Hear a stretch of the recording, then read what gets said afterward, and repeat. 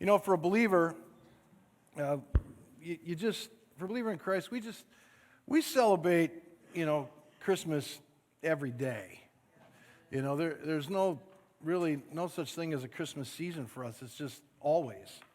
And yet, I know coming into this time of year, we remember and we look to the Lord and we look to His birth and the coming of the Christ and what went on and all of that. And so, this month we kind of do that in a progression here in December. And so this morning, I'm going to read a couple verses from Matthew about when Jesus was coming, when the Lord set the stage.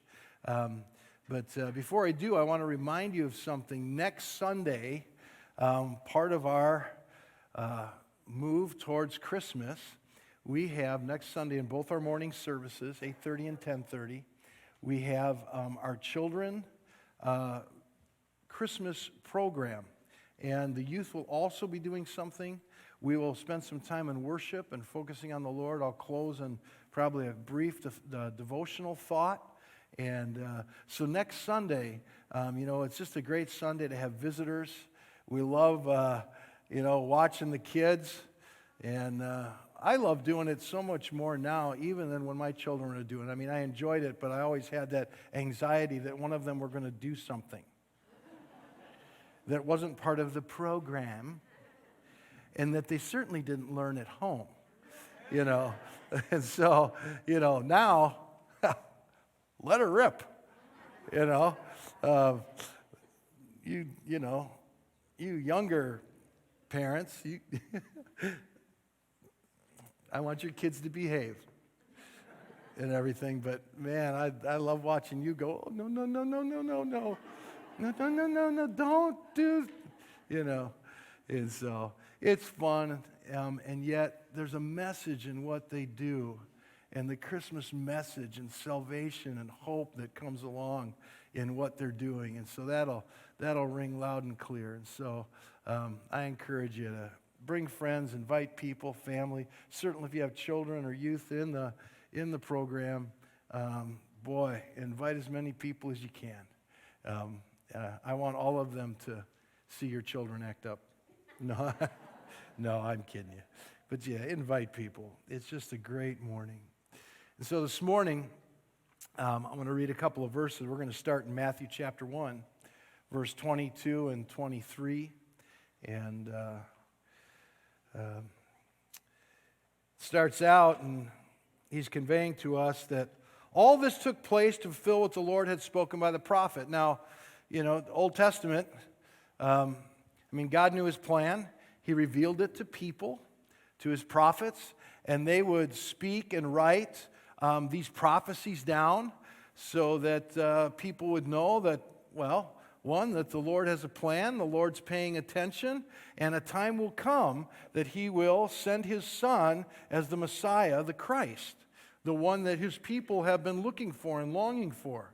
And so He revealed that to His prophets, and you will see that in the Old Testament, where messages and portions talk about the coming of the Christ.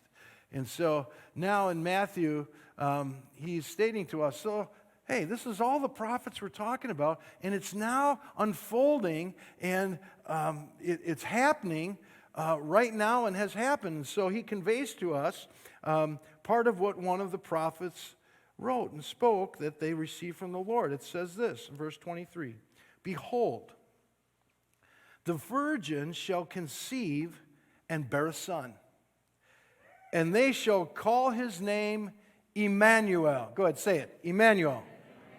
Oh, come on, do better. Immanuel. And it says here that it means God with us. God with us. Now, earlier this week, I had the privilege again of sharing at a Christmas candlelight service through my relationship with one of the funeral homes here, and they do something very nice for the community. And they invite those, if they would like to participate, all families who maybe have lost someone over the past year. And they take time and we focus on Christmas, Christ. I share from the Scripture. They take time to honor the one they're missing. and coming into this season.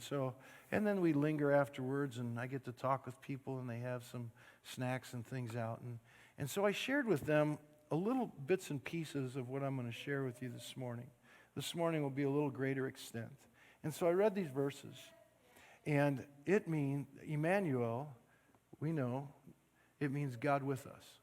Now, God with us, we sometimes, because if you're familiar with Christianity, and of course, even if you're not, but you kind of do the holiday thing and come at Christmas and you sing songs about Immanuel, and you know it means God with us, and you're kind of familiar with that. I want you to know that this phrase, God with us, was more than just, I'm here now. It's not just that his name was Immanuel, God with us, and Jesus showed up, God sent him, he took on human likeness, he was born of a virgin and of the Holy Spirit, and now he has this physical body, and we say, he's with us. It's not just the physical presence of, being in the room. Jason, would you do me a favor? Come on up here, you're sitting close. Come on up here. This is Jason, by the way. Many of you know him. And Jason, you can just say hi to everybody. Hi. There you go. And say hi to everybody at home, too, because there's a live stream. Hi, everybody at home. Hi. Yeah. You are famous now. No, anyhow. So you can relax. I'm just going to talk to you. It's just nice to have somebody up here that I can talk to instead of just, pretend that, all of you are up here. So I'm with you, right? Because we're, physically we're in proximity, and yeah. I'm good with that. No, I'm kidding. You get out of here. You hand me a poinsettia, we're in trouble. No, okay, no. So, physically we're in proximity, so, I'm with you. You're with me. Okay? When it says Immanuel, God, don't go anywhere. It means God with us, but not like, I said, he showed up, and now we can say he's with us. Listen, you look at the Old Testament. Before Jesus took bodily form, God, you will find passages where he is with people already, right? God was with people already. It's not like there's this new thing other than him showing up in bodily form, and now God has a plan for the redemption through faith in Christ and his death on the cross, shedding his innocent blood for our guilty blood. And so this whole God is with you doesn't mean he just showed up and now we say, oh, it's Immanuel, he's with us. No. That whole phrase of God with us is more like this. And I'm not trying to make it too casual, but so we understand it. It's not God with you. It's God with you. Kind of like I'm with you, but I would say I'm with you. Not like we're just physically present. It would be like we were young and foolish and you got into a physical altercation with a few guys. Okay? And I'm there with you. Now, not just physically, but as I see the altercation, okay, now we're speaking in carnal matters here. I'm not endorsing this kind of behavior, but I'm a man, and this is kind of the only thing I can come up with. So, I don't want to blame God and say it's what he gave to me, but, Okay, so, he's having an altercation. I come up behind my friend, and I say, I'm with you. That doesn't mean I'm just physically present. It means I'm with you. I'm for you. I'm with you in this. This wasn't my altercation, but I'm with you. Can you say, I'm with you? No, drop the TH. Where are you people from? I'm with you. You got to, pretend to be Italian. I'm with you. Turn to the person next to you and say, I'm with you.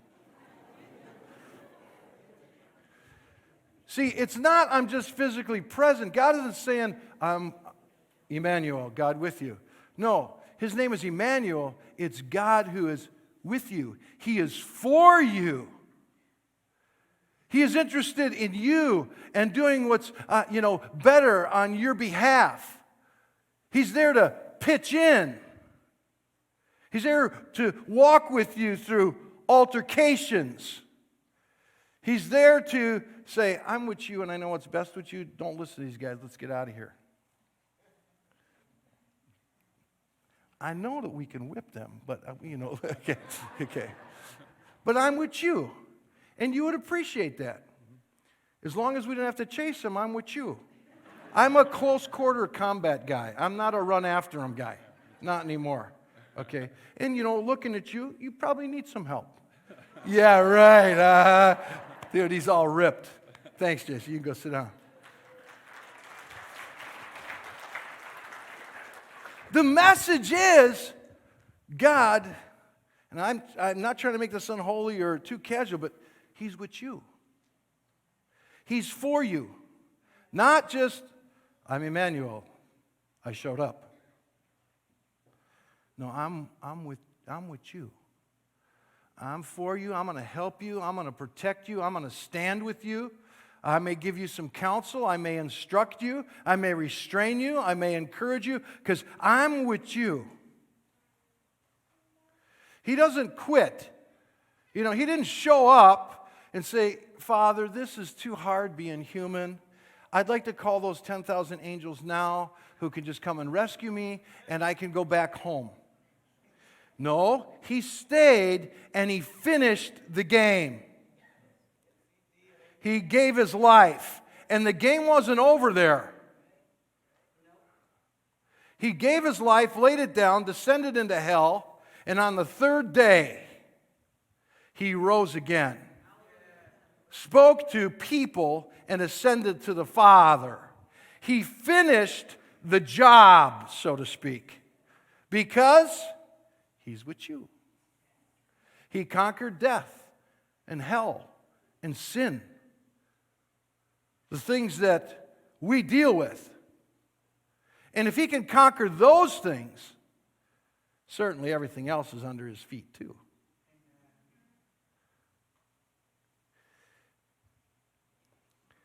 Hebrews chapter 13, part of verse 5 says this, I will never leave you or forsake you.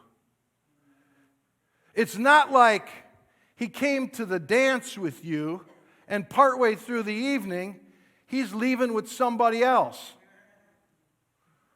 Okay? That's not Him.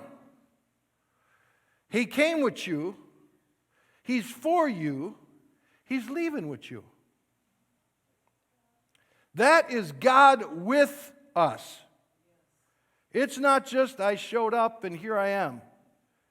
He has been with people throughout time. And He will continue to be with people throughout time. I want you to hear it this morning. That God is for you. He's not against you. It doesn't mean that He approves of everything in our hearts, in our minds, that we've said or that we've done or that we feel like we're about to do.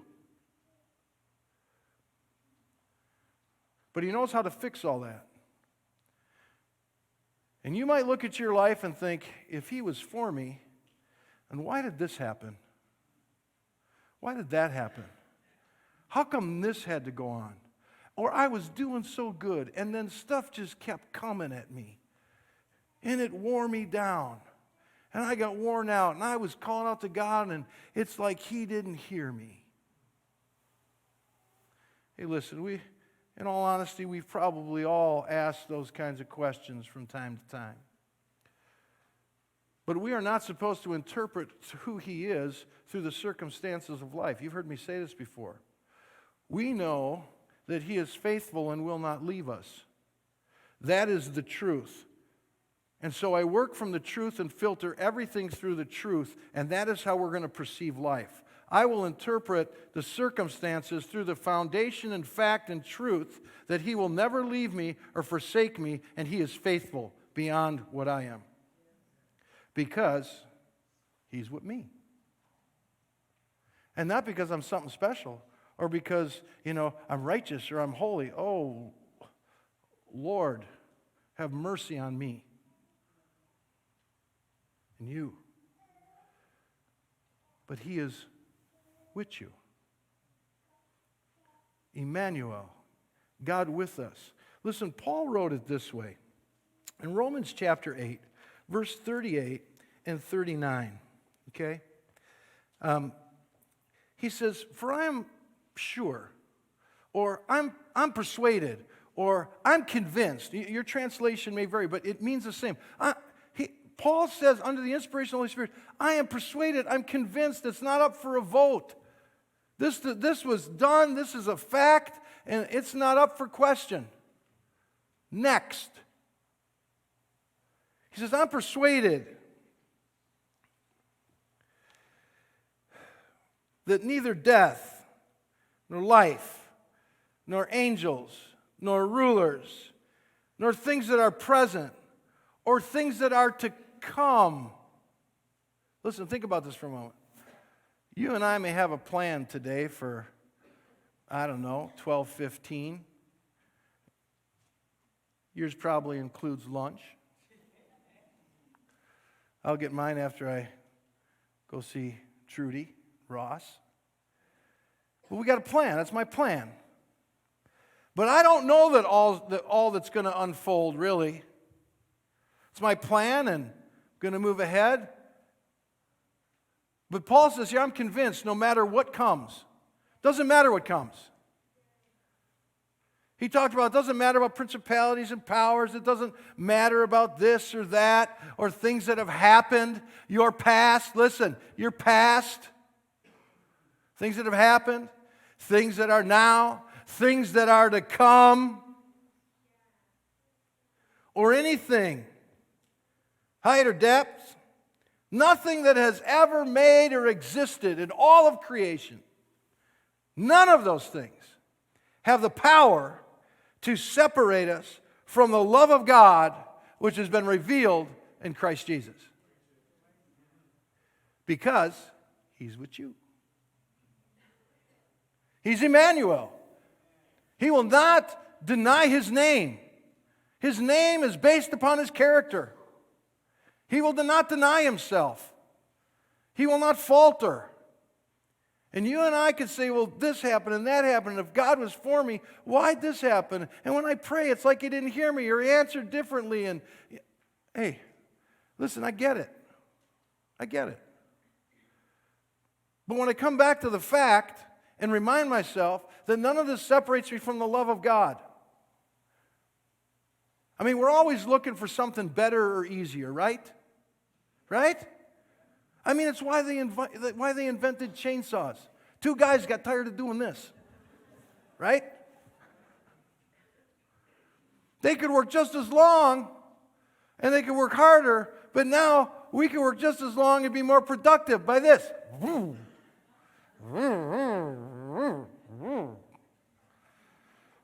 don't know about the sound effect, but, whatever. You get the idea. Hey, listen, the cost, it's expensive, but, it's why we spend money on tech clothing. Because we know that the jackets from 1960, they were big and they were heavy and they were and they had wool, and that's great until it got wet. And you maybe were warm, but my 35-pound jacket just became 80. And I was in 3rd grade. That's a lot of weight to be carrying around. Now, lighter. I'm not talking about me. I'm talking about the jacket. Lighter, thinner. It breathes while it keeps you warm. Yes, up here in Wisconsin. And invest in that jacket because we wear it 9 months out of the year. Tech clothes, because it's easier, it's better. If you live in a hot climate, God bless you. First service, we had a couple here who have relocated from Florida.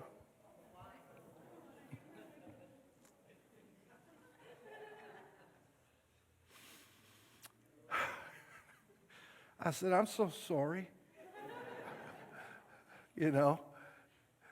Out in the lobby, the guys went to get the vehicle, and the ladies were standing there. wife and the daughter-in-law, and the daughter-in-law who relocated, she had a kind of a 3/4 length or like a poofy, longer coat on. And I know they just got here from Florida. I said, well, how? She said, my mother from Minnesota overnighted this to me. I said, oh, Minnesota. She sent you her spring coat. You know. So we're always looking for, you know what that is? It's this longing in broken humanity that longs for something better and greater. It's this longing for heaven. See? It comes out these different ways. See, we were designed and created to long to be with Him in eternity. I don't know if you ever noticed that. I don't know if you ever assessed it that way. You see, there's this longing. Because this life, because sin came in, there's a lot of toil in this life. But here's the deal. So things happen that we don't always understand, or we want closure, or whatever that means. Or listen, there's things that haven't been answered in my life. And you know what? I just said, you know what? I trust you. You're the one that none of this can separate me from your love for me. So you know what? If I don't get them answered, I ain't worried about it. And a lot of people on that day, I got a lot of questions for Him. Yeah, I'm sure that you're going to get there, get through the gate, however you want to see this, and say, okay, where is He? I got my questions. Hey, quit stepping on that. You know, you got this train of questions. Listen, I don't know what's going to happen. I haven't been there, and I'm not there. But I'm thinking that we're going to be so taken with Him. So taken with Him that these questions don't matter anymore. Right now on this side of eternity, you know, we're longing for answers. We're longing for perfection. Here's the beauty of the toil. If there's a beauty in this, and it's not that I want more toil for me or for you, but it's just this side of eternity. It's this. When we face this stuff, and we go through it, and as time goes by, we continue to see that His promise that He's with you. See? He has shown that He is faithful. He has brought you and I through a lot of things so far in our life. Why? Because He's never left you. He's never forsaken you. You and I may not understand it all, but it is why the Father sent His Son to provide redemption and another display, a marvelous act that God says, I'll tell you how much I'm with you. It's not just physically showing up. I'm sending my Son in human form to walk through the toil of this life and even endure a cross.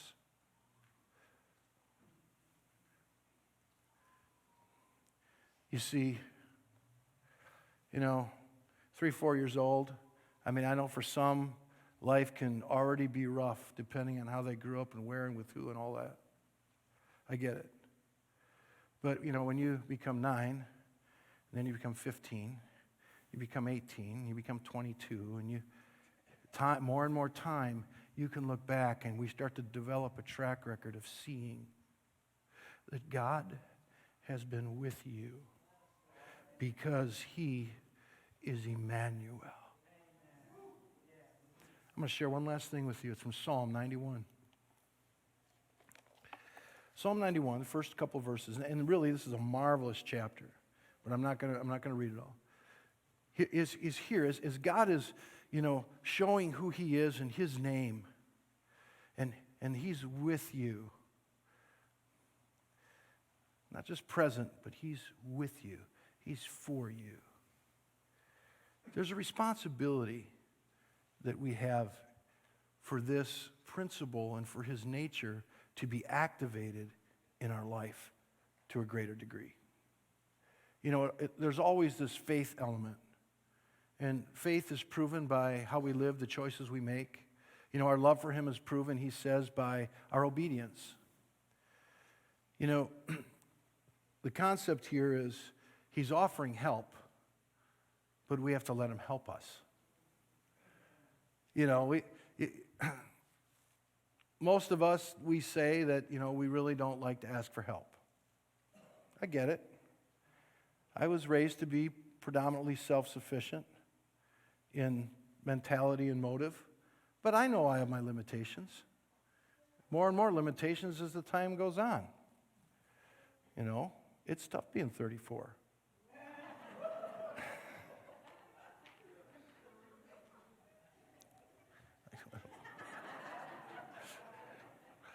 Listen,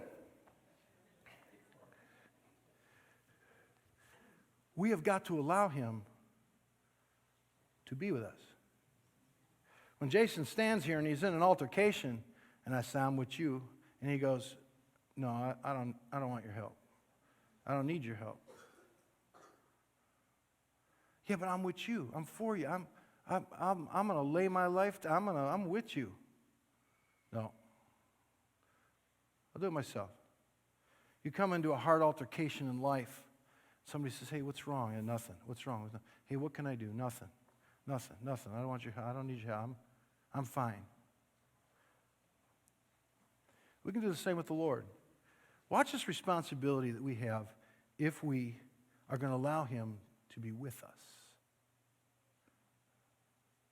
Psalm 91, it says, he who dwells in the shelter of the Most High will abide in the shadow of the Almighty. Look at the first few words here. It says, he who dwells in the shelter.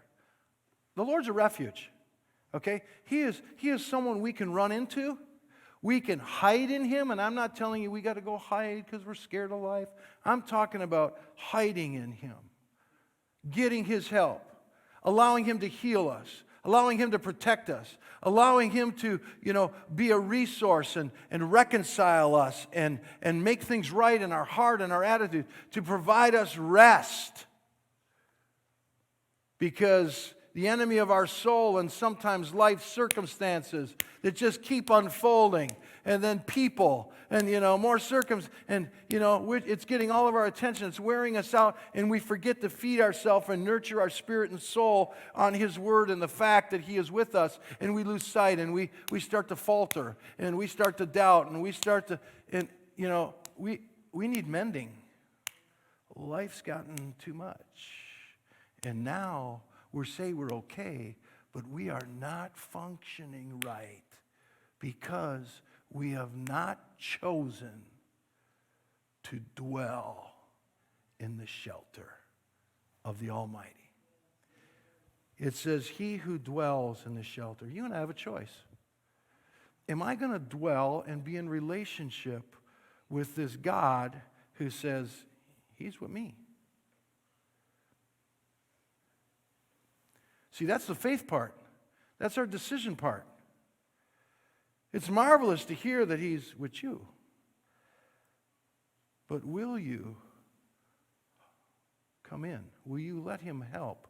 Will you dwell in the shelter of who he is? Will you dwell in his word? In other words, when life happens and you got an idea of what you're going to do and how you're going to handle it, and you're feeling pretty good about it, but his word instructs us different. Will you lay down and surrender all of that and dwell in the shelter of his word, his promise, and his principles? Because when we do that, he has the responsibility to follow through. Because we're giving up ours and we're taking on his direction, his mindset, his promise, because he's for you. Not, well, I like this one and I'll do it and this is convenient and I understand it. This one I don't quite understand, and besides, that doesn't make sense to me and I'm smarter than God, and so I'm going to take this into my own hand. No. At that moment, we are not dwelling in the shelter. We have run out and we have put ourselves at continual risk. And he's saying, hey, I'm with you. Why aren't you letting me be with you? It's a responsibility part. You and I choose to allow Immanuel to be with us. He's available. He wants to, but it's your choice. No matter what we face in life, what comes around the corner, will we dwell in the shelter of the Most High. Last thing in this verse, look at it. It says, for that person who chooses to dwell in the shelter of the Most High will abide in the shadow of the Almighty. Life's tough. Stuff pursues us. Stuff nags us. Stuff, pounds. That's this life. But he's faithful. I remember, and I don't refer to movies very much, when I speak or talk, because people have different convictions and things. So just hang with me on this. It was a movie. It was done quite some time ago. I don't consider it an old movie. That would be like, Buster Keaton. Okay, that's 3 people here who are old enough to know who he is. Okay, that's old. I forget when this was made, and I know that there was a political agenda behind the movie. Please, if you know the movie, just don't get caught up in that. I'm not talking about the political agenda. I'm talking about this little message that I'm going to pull out of here that applies to this verse, so you and I can get a visual of this, of what this is like when we choose to dwell in the shelter and we get to abide in the shadow. Here it is, because he is for you. This movie, it was about this mama grizzly and this little cub grizzly, and mom dies, and so you got this orphaned grizzly, okay, cub. Aw, okay, good, all right, a little compassion, So, the movie goes on, and of course, he doesn't know about life or how to take care of himself or how bears are supposed to live and all that kind of stuff. I mean, there's some instinct, obviously, but, he's kind of vulnerable. Well, he sees this big old bear. It's a big old boar, big male grizzly. And he's trying to snuggle up with this thing and make friends with this thing and all of that. And of course, we know in real true life that, that big boar grizzly's turn around and going to look and say, oh, lunch. But in the movie, that's not how it goes. Okay, so, the big boar gives the whole, I'm not interested in you, and blah, blah, blah. And then through, some days, the big boar, it's like he's tutoring this cub grizzly how to fish and how to eat and where to sleep and how to do, grizzly stuff.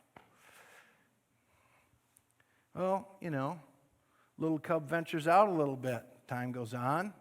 Still a cub, but, ventures, whatever. The big boar does his big boar stuff and whatever.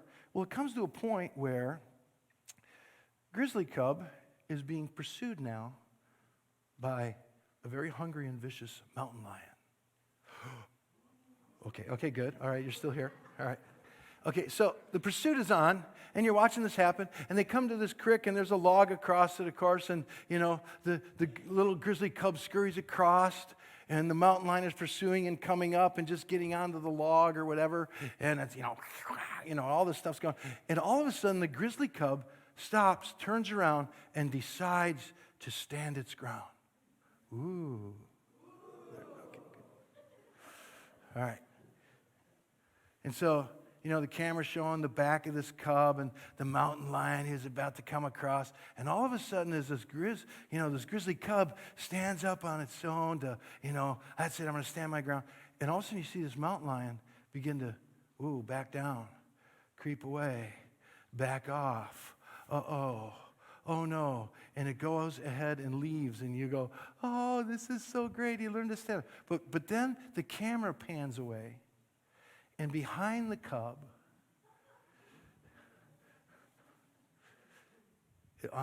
is the big boar grizzly.